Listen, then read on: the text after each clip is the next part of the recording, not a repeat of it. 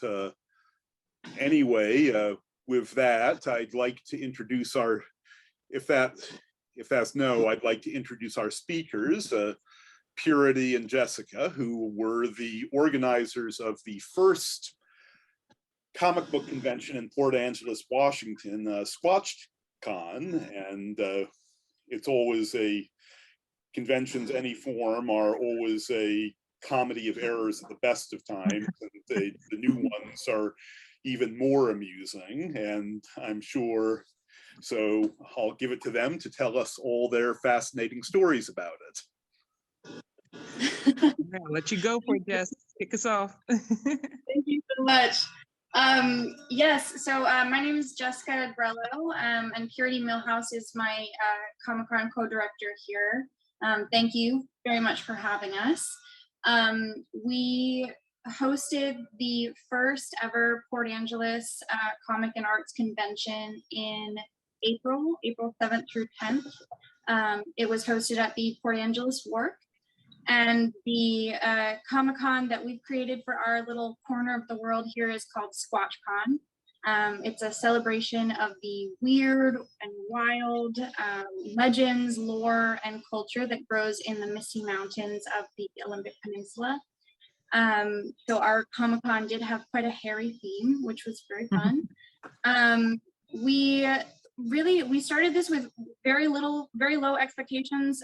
We were not sure what the community response would be. We just knew that the idea of having a Comic-Con in Port Angeles was fun, and so it originated just as basically an art market with the intention that the art would be Comic-Con themed. And then the more that we started talking to people about the fact that we were doing this Comic-Con event, the bigger it grew. And a huge part of that was Donna Barr. So Donna, thank you so much for everything that you did, all the suggestions, all of the support. She was the fairy godmother of the Squatchcon event, so we really appreciated it. But anyway, to dive into the fun numbers, Squatchcon as a first inaugural event attracted over 3,000 visitors to the Port Angeles Wharf. We had 40 artist vendors who were a part of the inaugural event. We had over 50 people enter our play contest, and that meant that we were able to donate $50 to the Port Angeles Food Bank through the registration fees for that event. It was free as a first time event. We did charge for panels, but other than that, it was a 4-day free event. Yeah, what else can I say about it? We had some extraordinary panels.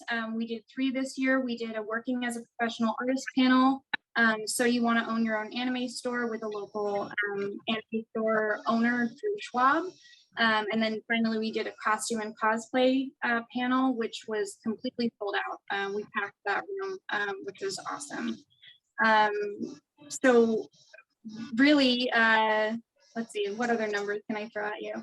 Oh, and then the big exciting piece of that as well is that we collected information from our artists after the event to find out what people had made, and we're able to project that over $25,000 was brought in just to our local artist community through that event, and that doesn't include people who stayed at hotels, people who went to restaurants, people who went to bowling and cosplay, and participated in other downtown community events, activities. So it was a big push for a small town. It was very successful for a first year. We're really excited about future years with Squatchcon. Period. And I think for me, one of the biggest pieces, I do not come from a Comic-Con background. I come from an event planning background. And so what was important to me was to create an event that would be a downtown Port Angeles event that would drive traffic to the downtown community outside of the peak month. April is starting to warm up in Port Angeles, but it's still very slow. especially in downtown and especially right now. So we were really enthusiastic about creating something that would attract locals to the downtown community and have them participate, as well as attract people from outside Port Angeles and outside the Olympic Peninsula, which we successfully did. So we're really looking forward to next year. We're starting to connect with some folks who we hope will become involved, including Image Comics out of Portland, Oregon, Cadmus Publishing, which is a local publishing house out of Port Angeles, as well as our fantastic artistic partners who participated this year, which included the Port Angeles Fine Arts Center, Wanda Fuca Foundation, Anime Cat, Studio Bob, and Tia Canto. So all in all, we were really overwhelmed with how successful it was and with how fantastic the community response was, and just have a lot of ideas and enthusiasm for what we're going to do next year and how we're going to make it bigger and better. Anything I missed? No, I think you nailed pretty much a lot of it. And just to add in with what she's saying, with the expectation, we didn't know how this was really going to go. And with a little bit of my background, I had born and raised in Southern California, had gone to cons, and my education at Cal State Fullerton is an art degree. So I went to Emerald City Comic Con. I moved out to Washington State, went to Emerald City Comic Con as the first time as an artist in Artist Alley. So it was nice being on the other side. And when I came back, and this was in December, I was already connected with Jess at this point. And I said, it would be interesting if, it'd be amazing. I wish we had something like this in this little community, because there's so many other events. This would be really unique, especially on the Olympic Peninsula. And she pretty much is like, why don't we do it? And so for as big of a success it was a surprise to be able to do something like that within such a short amount of time, like what, about 3 months? Yeah, that's a good point. We started planning it in December. And when Purity initially brought it up to me too, I was like, let's do it in February. Let's do it in March. Like, why don't we give ourselves just a little bit of extra time there? And it was a great idea to move it to April and to move it to where Purity had suggested, because we ended up moving it to spring break week for students in our area. And so we had a lot of community involvement and youth involvement that I don't know that we would have had we not planned it for vacation time. So, and that was the other target, is not only it was for all ages. We really wanted to gear towards youth as well, because like I mentioned, with living on the side, a lot of the commentaries and stuff is like, there's not much to do, especially for the youth. And taking that into account, looking at, like I said, bringing more into the community, but also getting the youth involved as well. And that was huge, as if you refer back to the pictures and stuff, we'll get some pictures going in there, but we had adults in cosplay, we had young ones, little in cosplay, families, mothers and children, was it the mother and father and their 2 babies. And it was just, I can't even begin to tell you just how good of a turnout. And then with that, it is driven us to, of course, like Jess was saying, is pushing into the next year. Now that we have start a kickoff, we can actually plan, get our committee going, and start building it from there, and solidifying everything and doing everything in the timely manner that we have now. So that's Squatchcon.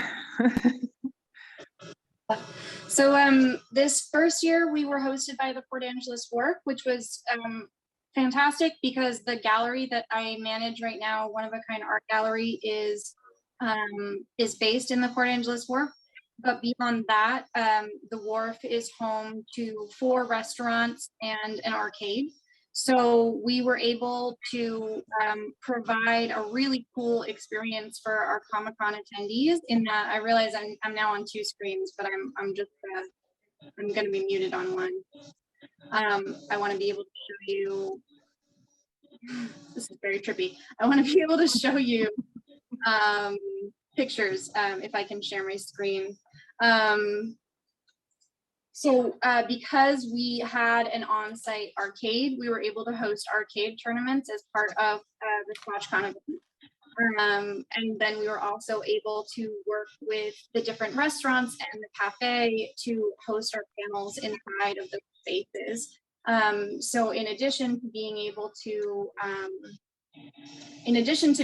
to have this really fun, you know, event that had this huge artist alley, as well as an arcade on site and arcade tournaments happening at the same time, we also were able to direct some traffic and some funds over to those local businesses and local restaurants as well. One of the restaurants, the Cafe Silver Lining Cafe, actually reported that during Squatchcon weekend, they were only a few $100s off of their numbers from their opening weekend. So we know that Squatchcon directed a lot of traffic towards those restaurants and towards those downtown businesses that would not otherwise have been there in April at that time. I know I'm going through these pictures really, really quickly, but I just want to give you all a sense of how many cosplayers we had at this event, and how intricate the costumes really were. We again had no idea what to expect, so we were absolutely blown away by the creativity within our community, and also just by the excitement that people had when it came to participating in something like this. And I'm going to jump in on real quick on that. And with that, you know, there are a lot of it. It is a learning curve for everyone involved. But surprisingly, we did not have any severe anything you can count it as just mishaps or any upset customers per se. None of that. We had every response was good, and we were expecting, like, you know, not expecting, but from going to cons, and at least the larger ones, of course, there's things that happen, but for a first go and an amount that we got, we were, knock on wood, it was good as far as safety and no accidents and nothing that would have been like, uh-oh. So yeah, no, I would completely echo that. We didn't have any incidents, we didn't have any harassment, we didn't have anybody who showed up in costumes that were unsafe or inappropriate. The overall atmosphere was so welcoming and inviting for people of all ages. We had cosplayers from as young as 6 months old to 65 plus. And then we also had attendees. What I'm going through right now, these are the photos from our Working as a Professional Artist panel, which was a fantastic discussion that took place among industry professionals from the gaming industry to publishing to fine arts to theater. Donna Barr was one of our featured speakers as part of this panel as well, as you can see. And we just had some fantastic discussion. For all of our panels, I had prepared a series of questions, as you do, to ask just in case our attendees were not feeling vocal, and did not have to ask a single one. We had fantastic discussions across the board, and really insightful questions and replies to our panelists, and a great diverse mix of people. And these photos right now are from our costume and cosplay contest panel, as you can maybe tell with our Miss Frizzle here. But really diverse panelists in terms of their backgrounds and their experience, from people who are working in community theater to people who have been on Broadway. So we were really enthusiastic about being able to present, particularly to the young people of Port Angeles, this selection of people who were local to our community and who had created careers for themselves within this industry in a way that was unique. So yeah, so I'm gonna go back to our cosplay photos just because those are our most fun ones, and leave those up. But if you all would like to see any pictures from Squatchcon, these are posted on our website. We will be uploading some more photos from our of our vendors, but all of our cosplay photos are all up on there if you want to check those out. Yeah, is there anything else that I'm missing, or any questions that anybody has?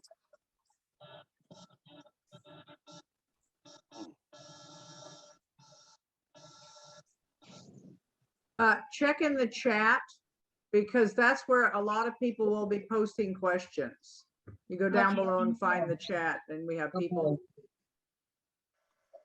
And that is a great Miss Frizzle there. Yes. Yes. So that was Tia Stevens. Tia Stevens is a local cosplayer and director. And Tia was the host for our cosplay contest.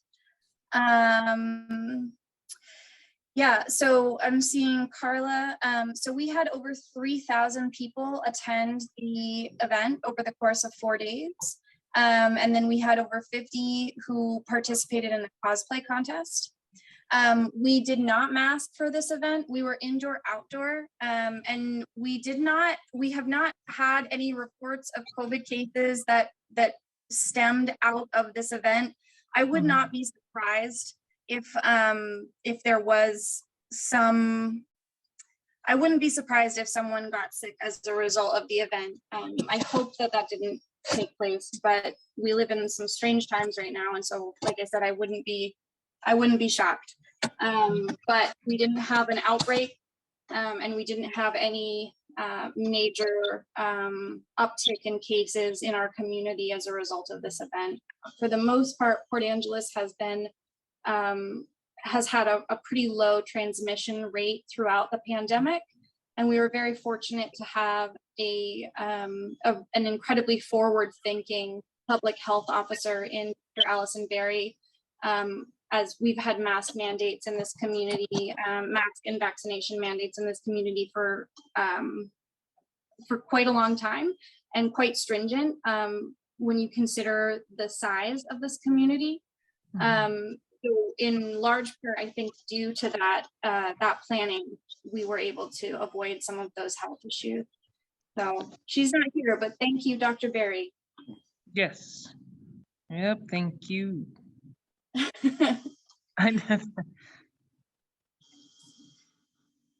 Yeah. So for next year, we are looking at a couple of different locations. We're planning to stay in downtown Port Angeles, but we're hoping to either move over to, ideally we'll be moving over to Red Lion Hotel, and having a little bit more sort of a traditional conference space, conference center for our Comic-Con. We want to be able to provide some resources for our artists and vendors next year that we were not able to provide this year, such as tables. This year we provided space, and that was it, and everybody brought their own setup, which worked out very well. But I think that, as we expand, we want to be able to attract people from further out, and offering those kinds of resources will make it a lot easier to travel. We also are hoping to increase the number of people who stay overnight in hotels during this event. And so we hope that partnering with Red Lion will help us to accomplish that. We're also looking to try to expand the event to include some more downtown businesses in a creative way. This year, we did a downtown squatch hunt, scavenger hunt. So we had an artist create these little shrunken Sasquatch heads and hide them in different locations around downtown, just to kind of help encourage people to go and to explore our community and to shop. And what we ended up discovering this year was that some of these side events we had planned, like the Squatch hunt, we also planned a cosplay drink and draw at a local, another local art gallery and studio. which was really fun. And so what we're hoping to do next year is to include some more events, like bar nights, trivia nights. We had a group of incredible cosplayers. They're actually right here, this group right here. These young people came every single day to the Comic-Con. They came in a different elaborate cosplay every single day, and they stayed almost all day, every single day. And to me, that group was completely indicative of exactly what I'm hoping the event would be, and what I hope it will continue to be for more and more young people in the community. And they, on one of the nights, went bowling after the event in their cosplay and came back and told us what a fun time they had. And we just immediately latched onto what a cool idea a like cosmic cosplay bowling would be. And since we have a bowling alley that's pretty much walking distance from our Comic-Con area, we want to be able to incorporate things like that. So we're hoping that for next year, we'll have cosplay bowling going on. We'll have maybe a screening at the Lincoln Theater, maybe a trivia night at a local bar. But what we're really looking to do is to create a Comic-Con that is a downtown event for the Port Angeles community. Because again, my goal is to have this be an event outside of Port Angeles' main tourism season that can allow our downtown community to get a little boost of economic activity and economic support those months. And I think we're on our way. Another thing to add in on that, as we are discussing for 2023 and then moving forward, is also bringing in guests, looking at bringing in special guests and incorporating more panels to touch base with, to expand on becoming a professional, getting those who are working in the industry or have worked in the industry to come out and speak, as well as, hey, looking further to hitting up celebrity guests, that comes with as we expand. But these are the ideas we were projecting to think further for what we want to tackle as we move on further. And then also touching base with the games, including more arcade games, and making it more of a local thing as well, instead of it just solidified in one general area. We will have an area where it will primarily be, that's where our interviews, our panels, our artist alley, our vendors. But over here, you can have the movie nights we got scheduled. We have the bowling nights and trivia nights. So that's incorporated with that to bring that into this town. Yeah, absolutely. And I think that Purity, touching on that piece, another piece of it that is really important to us, that is really important to our artistic partners as well, is that encouraging the youth. One of the things that was really inspirational about this event and the panels that we had for this event was the number of young adults who came to these panels seeking advice about careers in comics, careers in the arts, careers in costuming, in gaming. And because we are so geographically isolated, because Port Angeles and Clallam County are an economically impoverished community, it's really important to us to be able to present those opportunities for young people in our community, and to emphasize that those opportunities can be made local, that you don't have to travel to Los Angeles or to New York City, that you can start a career in Port Angeles doing what you love, and that there are people who live in this community, who are from this community, who have moved to this community, who are having success doing what they love as well. Mm-hmm. Yep.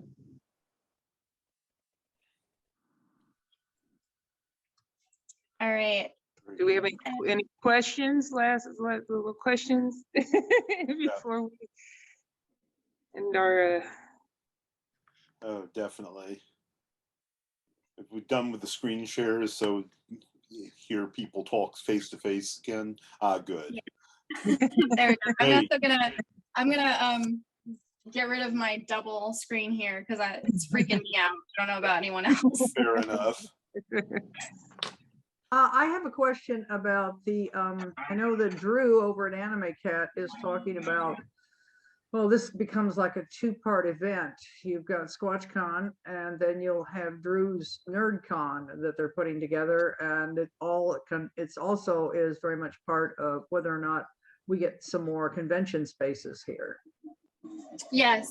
So one of the big pieces that's happening in our community right now is the Field Arts and Events Hall is a 500 seat theater, 300 person convention center.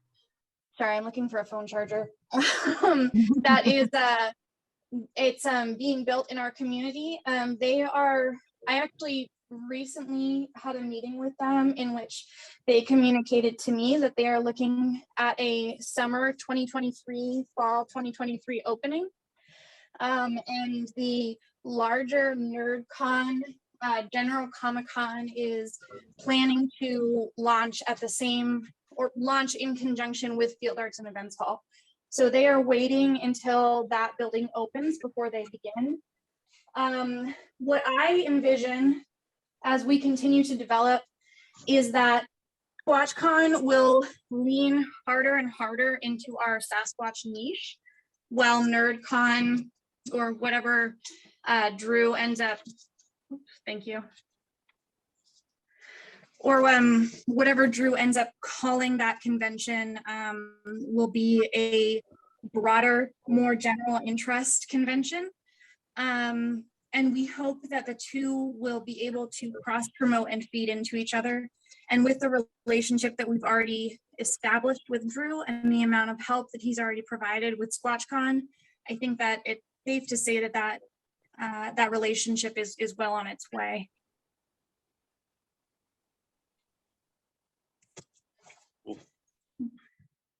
I think, Donna, you're muted. What's that? I think you were muted. No, I am muted because I have traffic behind me. Oh, cool. But one Logging thing trucks and things. yeah. The one thing I was wondering is with sort of the small town environment, was that add to the community sense of community there, or am I selling Port Angeles short with that assumption? I don't know if and correct me if I'm understanding the question wrong. I was wondering is sort of like more people knowing each other and stuff like that, and yeah, thus so, a much more tighter experience. So I think one of the things that was really beautiful about this event was seeing so many nerds come out of the woodwork and say, "Oh my gosh, my people." It is a small community, and it is a community that has historically really not had a lot of activity for youth. And so to see the number of people, not just youth, but people of all ages, but parents with their kids, teenagers, people who have been part of the Washington Mandalorian Society for 20 plus years, coming together and meeting one another, and just the excitement and enthusiasm of that. I think one of the pieces that was really significant to me was seeing how many people arrived in cosplay, because Port Angeles is not a dress-up community. It is rare to see people outside of their jeans and sweatshirts here. And so to see people really put a lot of time and energy and effort into creating a look that is fantastic, but also draws a lot of attention to you, when we know that this is kind of a introvert community. It was really magical, and it was really wonderful to see just the positive reception that those people received, and how much their confidence was boosted by the end of the event. I'm going to dive in as well.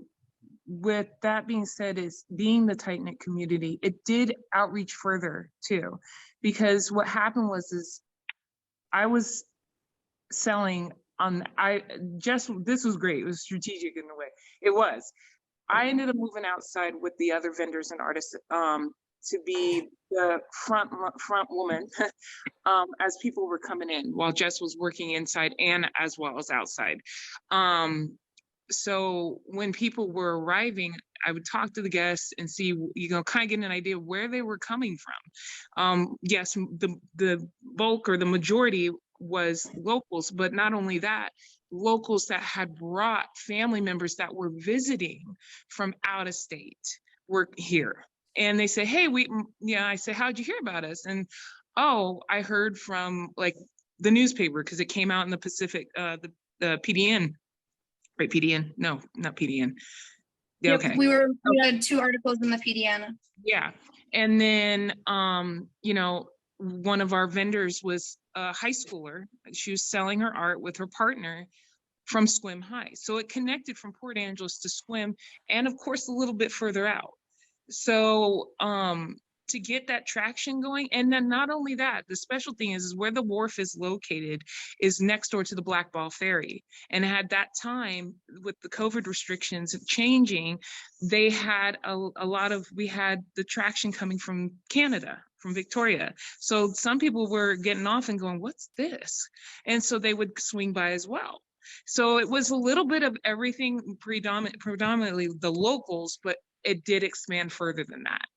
Yeah, which was amazing, because when we really did plan it as a local event, thinking that especially for this year, it would probably not go further than Sequim, which is around about 20 minutes. That's where Purity lives. I live in Port Angeles. Purity lives in Sequim. We're about 20-30 minutes apart from one another.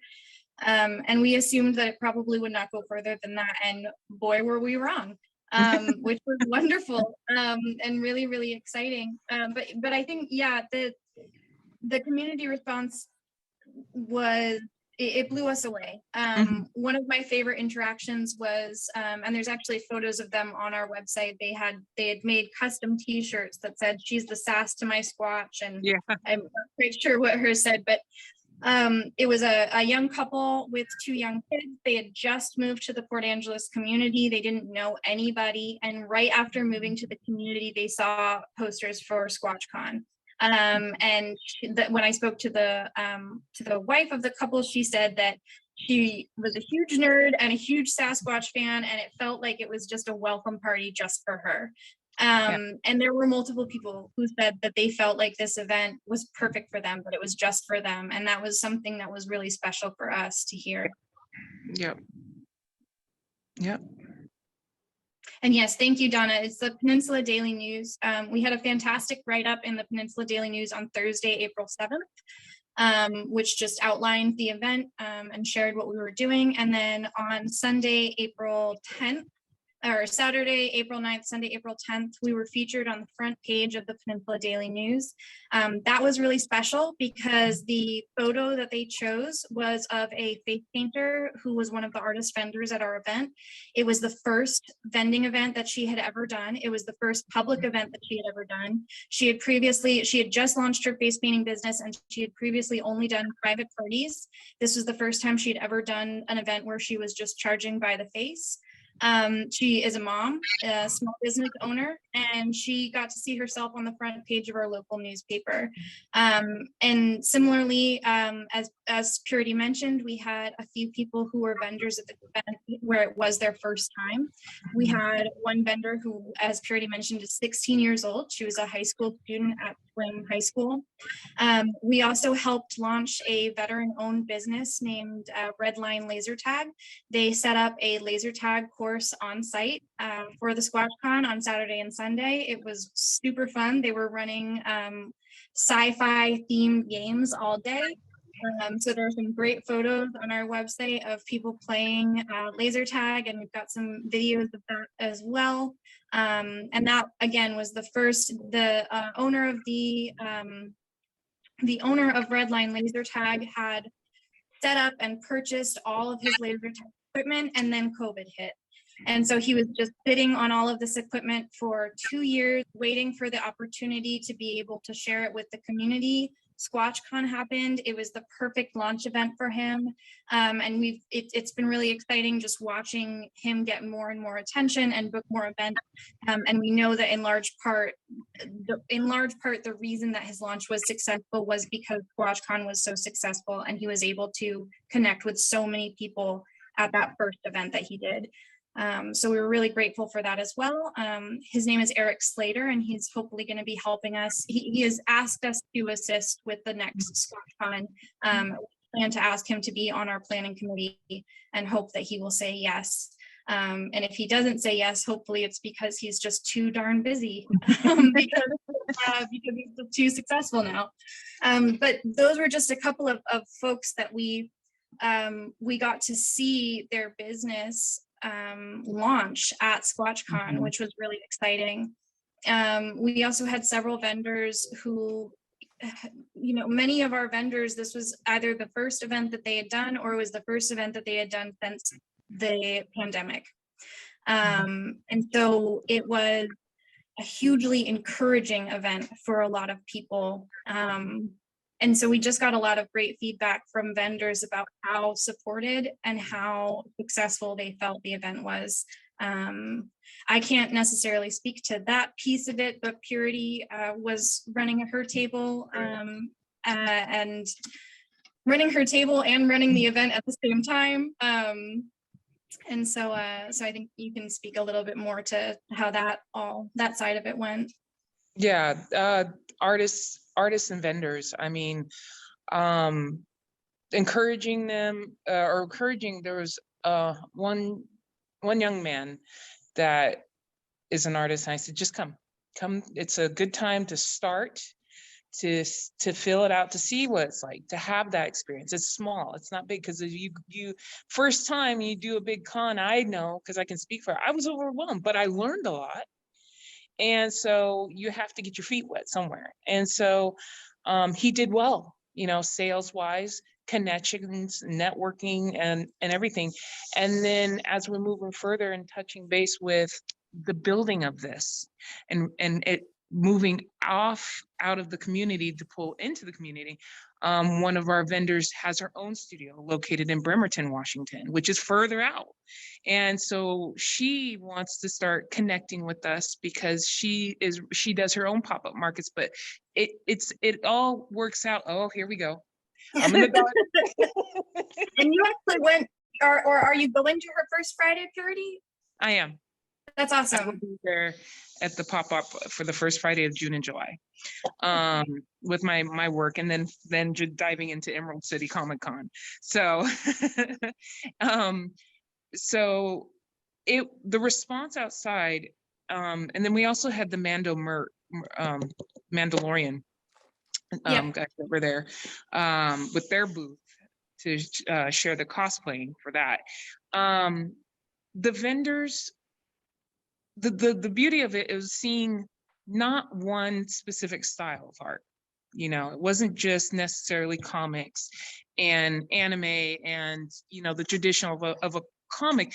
That was part of it, but also incorporating those who had different talents behind that. I mean, the lady who done extremely well for only having done a couple pop-ups does crocheted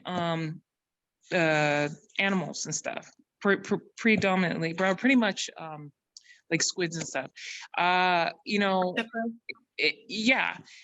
We had just fine arts, paints, and it was just everything you can think of, a little mix of everything. And it just, it sold itself to us. And then not only that, I think having come from the background that I got is being approached by those who have worked in the industry or are currently wanting to help launch this because they live in this area. We had somebody who has worked for Adobe, and he is going to end up being our videographer for the next one. Yep. So that, and then of course our photographers. Retired photographers that come in just because they want to get practice in. It's just that's their passion, their love. They're already done the professional stuff. They just want to keep fresh and stuff. they want to come in because it's exciting and fun, and it gives them, like that's, gives them an opportunity to play around and then say, hey, look, I wanted to contribute to this. This is great. I want to help with the community. And that's the whole thing. So as far as getting everybody in and, to ending it there, that's where we're at. And so we're looking forward to, at this point, is knowing what we learned, is taking it this next step further, getting everything solidified, so we can build it, make it grow for here, the peninsula. Yeah. So Carrie and I had our first, we had our most recent planning meeting earlier this week. We're currently working on our sponsorship and media kit for next year, as well as reaching out to different potential venue hosts. We'll be touring the Red Lion facilities and the Elks Lodge facilities in downtown Port Angeles over the next couple of weeks, and then budgeting for what that space rental is going to be. What was also nice about the Port Angeles Wharf was that we didn't have to pay for any space. And so we were able to have the event just be free and have table fees for vendors be extremely low. It worked out to, if you were there for all 4 days, your table fee was $10 a day. So it was a really easy yes for many people who had never been to an event like that before. And then because it was so successful and because people were able to really make money, it proved itself. Mm-hmm. So we have a great list of artist vendors who are interested in attending next year. My goal for next year is for us to break 60 artist vendors. We'd also like to have a few more panels as well as a few more events, and incorporating more of the downtown community in that. And we're just kind of figuring out at this point in time what our pricing is going to be, both for our tables. We are looking at charging for a fee for entrance for this event this next year. It'll be small, but we still do plan to charge a fee so that we can cover the cost of our space and provide our artists with some better resources as well. And then we're also looking, this year, essentially our event sponsor was the Port Angeles Wharf, in that they didn't charge us to utilize more of the space than is in the gallery. But for this next year, we'll be looking for some other community sponsors so that we can do better with our advertising and so that we can pay some of our staff. And then we're also looking to expand the organization as a business. So Purity and I are looking at a couple of different options, whether we want to establish Squatchcon as its own LLC, whether we want to partner with one of our artist partner organizations and sort of create at least the first few events underneath the umbrella of their business. We also are going to be meeting with the Chamber of Commerce in Port Angeles to see whether or not there's potential for the city to support the event financially or to support the event as a business partner.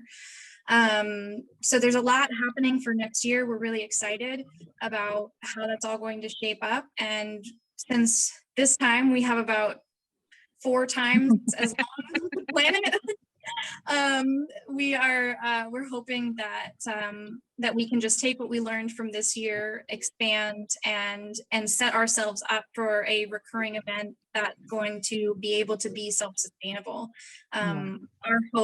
My hope is eventually, and I had communicated this to Purity when we first started, but my hope is eventually that this is going to be the kind of thing that could allow Purity or another artist to be a full-time artist, to be working on Squatchcon and to be working on their own independent art, and that it would sustain that.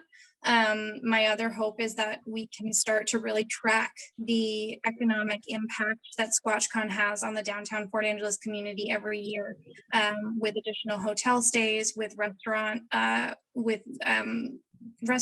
with downtown businesses, with shops, as well as with our artist alley. I'm thinking that if we were able to project $25,000 in sales from our artist alley from our first year, that it would not be unreasonable for us to eventually see over $100,000 just out of our artist alley, and hopefully hundreds of thousands of dollars within the downtown Port Angeles community. And that, with that being said and everything, I went ahead, squatchconpa.com. I put that in the chat. Feel free to take a look. Definitely shoot us comments, email us questions, feedback, anything, because having that growth in community, it's good for us to know or be aware of, what to incorporate, or and we listen. That's how it's growth. Listen to the people, And so feel free to visit that, and go to the social media pages. We're going to be updating that soon. I'm in the process of, as she mentioned, we had our first sit down meeting. Now we're in the process of getting through all the creative, get ready to start promoting 2023 and slowly teasing next year. So yes, Donna, we will. Fairy godmother comes in the clutch again. Thank you. Thank we you. really and thank you all for having us, for allowing us to speak here. We really appreciate it. I mean, if there is a more welcoming and supportive community than the nerd/artist nerd community, I have yet to find it. So thank you very much. Thank you, Bill, and thank you, Donna, and everybody for this opportunity. We appreciate it. It was a pleasure. A great talk, guys. This is one of our best that we've ever had here. This is a wonderful talk. Good. Thank you. So, yep, definitely visit us, ask questions. We'll be around, Jess, say your name, because I know I'm going to mess it up. Jess Grello. Grello, yeah, Grello. it's a weird one. It's an East Coast. I'm an East Coaster on the West Coast. There you go. And the Southern Coast. Part of my people then, is sort of, yes. Yes, I married into a very Italian family, so it's great. And then I got the unique name where I just I have to keep a good rep for having a name Purity, and the last name Milhouse. Like, I didn't want to be that jerk, but you're one of the only Purities in my generation I've met. So generally I sort of see that as almost a turn of the century name. No offense. Yeah, with the last name Milhouse, like The Simpsons, there you go. Was born to be that artist. So but, I appreciate it, and again, we're looking forward to seeing you guys come around and growing with us. So absolutely. I know Jess I know you're heading out, and then I can hang back for a little bit if there's any more questions. If not, I will have to head out as well. I have a question. Okay, yes. What mistakes do you think you made? Ooh. Oh, that's a good one. Outdoors for sure. Yep. Yeah, I think the biggest mistake that, and I don't know, maybe I'm being generous to myself. I think the biggest mistake that we made wasn't really a mistake as much as it was that we were victims of our own success. Because our venue could not handle the capacity that we asked it to handle. So the space that we were in it's a mall space. We were inside of a mall, and then we were also outside under a covered parking area. So it was a fair amount of space, but because it's April in the Pacific Northwest, it was very cold. So many of our artists on Saturday and Sunday, while they were out in that space, were pretty uncomfortable. And so I would say that was the biggest piece, was that we weren't prepared for the size of a Comic-Con event. And so when we are looking at our 2023 and what our expectations are, our venue space has become, the conversation surrounding our venue and our venue space has become a lot more important. Right. This year, we were kind of working with what we have. For next year, we are really trying to pay attention to what we needed and didn't have. And that includes, like, taking care of the artists, providing those tables and getting that space that we need. And that's really being able to be in a space where they don't have to break down every night, that kind of thing. Yeah. So if I want to say, that was, like, to her point with this, not per se the mistake. It was like, we didn't anticipate or expect, you know, for this, you know, surprising. That out of everything was probably the most important learning lesson for us. And that's what we're targeting now, to get to going to the Red Lion or the Elks Lodge to see what space they can allow and how we're going to break that down. And then also with that being said is getting our vendor and artist signups out there early, along with the panelists, to know how much we're going to put in there and what we will have a cutoff. So it goes in both, you know, seeing the space and what is the allotment, you know, for our panelists and guests and vendors. Yeah, we kind of approached this event with like, we will take everybody we can get, and we just lucked out with the fact that all of our vendors were incredibly talented, and we had a really great diverse group of artists. But I think that for next year and for future years, getting our information out a lot earlier, advertising it a lot sooner, and then we will have a bit more of a selection process when it comes to our artist vendors, as well as a bit more strategic thought process when it goes into the venue for our artist alley and for other events as well. So I think when we're talking about expanding it into including more of the downtown community, that's a big part of it as well. I imagine that the Wharf will still be involved in this upcoming one because the Wharf houses the Port Angeles Arcade, and we had a great time including the arcade in this year. So we would like to do that again. But that was a big piece of it, was trying to figure out how can we find a space that works best for this kind of event, and what were the things that we really found ourselves needing this year. And a big piece of it was the indoor space that was secure, in that artists, we hope that for this year artists will be able to set up their tables and then leave them for the entire convention period and not have to break down or partially break down, which was something that we had to do for this year. And then also just in general that we want our artists to be comfortable, and so being able to be indoors, not have it be rainy, not have it be cold, and to have your table there for you so that you don't have to schlep all of your materials in addition to all of your art. That's a big consideration for us moving forward this year. Come on, lights. So efficient. Yeah. I have to duck out pretty soon, so if there are any other questions, I have a few more minutes and then I'll leave you all in the very capable hands of Purity. But I just want to say again, thank you so much for the opportunity to speak to you today.